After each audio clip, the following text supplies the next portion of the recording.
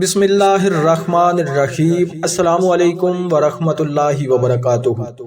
جو شخص استغفر اللہ کے ساتھ یہ سورت پڑھتا ہے اللہ تعالیٰ اتنا خوش ہوتا ہے جو مانگو عطا کر دیتا ہے۔ حضرت عبداللہ بن بصر رضی اللہ تعالیٰ عنہ سے روایت ہے کہ رسول اللہ صلی اللہ علیہ وسلم نے ارشاد فرمایا، بہت عمدہ حالت ہے اس شخص کے لیے جو قیامت کے دن اپنے اعمال نامے میں کثیر استغفار پائے۔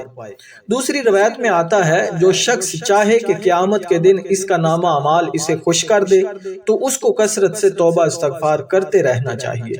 حضرت انس رضی اللہ تعالی عنہ سے روایت ہے کہ رسول اللہ صلی اللہ علیہ وسلم نے ارشاد فرمایا، نگرانی کرنے والے دو فرشتے یعنی اعمال لکھنے والے کسی بھی دن جب اللہ جل شانہ کے حضور کسی کا اعمال نامہ پیش کرتے ہیں اور اس کے اول و آخر استغفار لکھا ہوتا ہے تو اللہ جل شانہ کا ارشاد ہوتا ہے کہ میں اپنے بندے کا وہ سب کچھ بخش دیا جو اس اعمال نامہ کے اول و آخر کے درمیان ہے۔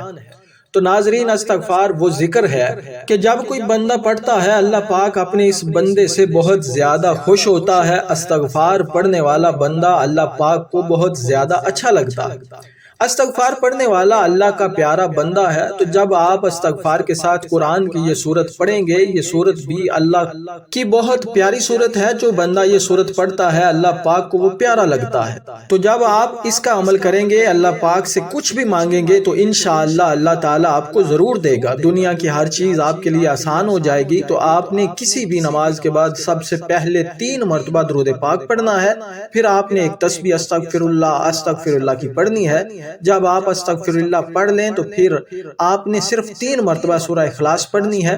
آخر میں پھر آپ نے 3 مرتبہ درود پاک پڑھ کر پھر آپ اللہ پاک سے دعا مانگیں گے۔ انشاءاللہ جو مانگیں گے آپ کو ملے گا، چاہے رزق مانگیں، چاہے بیماری سے شفا مانگیں، چاہے قرض سے نجات مانگیں، چاہے عزت مانگیں، شرم و حیا مانگیں، چاہے جنت مانگیں، بچوں کے لیے رشتے کی دعا مانگیں، چاہے گھروں کو امن اور برکت کی دعا مانگیں، دنیا مافیا میں سے جو چاہیں مانگیں، انشاءاللہ عز و جل اللہ تعالیٰ اس وظیفے کی برکت سے عطا فرمائے گا۔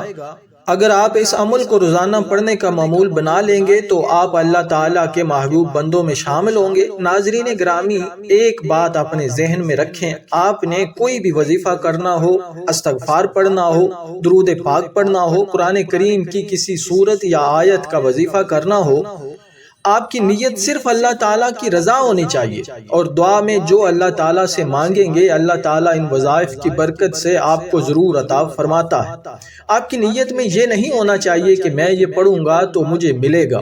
نیت یہ ہونی چاہیے کہ میں یہ پڑھوں گا اللہ تعالیٰ مجھ پر راضی ہوگا اور میں جو مانگوں گا اللہ تعالیٰ عطا کرے گا، اور یہی اصل وظائف کا مقصد ہوتا ہے۔ ناظرین گرامی، میں امید کرتا ہوں کہ یہ ویڈیو آپ کو ضرور پسند آئی ہوگی۔ اگر ہماری یہ ویڈیو آپ کو پسند آئی ہے تو لائک کر دیں، کمنٹ سیکشن میں اللہ تعالیٰ کا اسم گرامی لکھیں، اور آخر میں آپ سے گزارش ہے کہ ہمارے چینل کو ضرور سبسکرائب کریں۔ ملتے ہیں اگلی ویڈیو میں، تب تک کے لیے اجازت دیجیے۔ اللہ حافظ۔